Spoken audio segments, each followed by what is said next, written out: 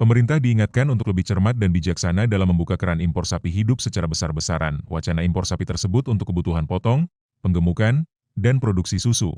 Anggota Komisi 6 DPR RI, Fernando Hadityo Ganinduto, mengatakan impor sapi hanya boleh dijadikan solusi jangka pendek.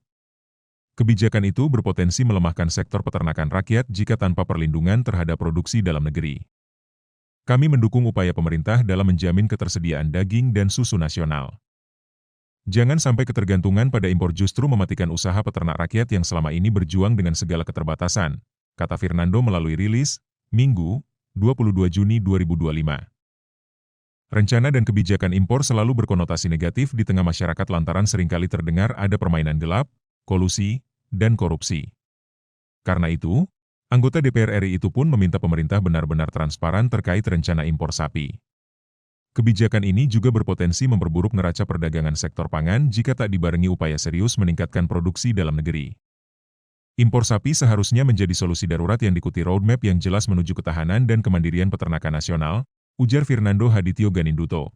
Ia mendorong pemerintah agar lebih fokus pada pembangunan sistem peternakan nasional yang berkelanjutan. Pastikan peternakan nasional terpenuhi dahulu, baru kita bicara impor, ujar Fernando Hadityo Ganinduto. Kader Partai Golkar itu mengatakan sistem peternakan nasional mencakup pengembangan bibit sapi lokal unggul, penyediaan lahan dan pakan memadai. Semua itu dilakukan melalui sinergi antara pemerintah pusat dan daerah serta investasi dalam riset peternakan rakyat. Menurutnya, rencana impor sapi pun perlu melibatkan sektor koperasi dan UMKM. Terima kasih sudah nonton. Jangan lupa like, subscribe, dan share ya.